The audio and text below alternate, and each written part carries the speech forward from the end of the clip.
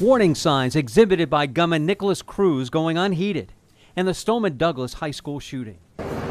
Red flags pointing to instability in the case of Travis Reinking, well before his arrest for killing 4 people at a Nashville Waffle House. Guns out of the hands of... Here in Maryland, landmark legislation just signed by the governor takes a significant step in preventing this type of tragedy. It paves the way for family members or the police to seek a court order to temporarily restrict an individual's access to firearms and ammunition. The process is triggered when the person exhibits red flags that they're a danger to themselves or others. People who are a danger to themselves and others should have some limits with their gun ownership. In making that decision, the new law allows a judge to consider unlawful, reckless, or negligent use of a firearm, brandishing a gun, an act of a threat of violence to the individual themselves or others, even if the threat didn't involve a firearm.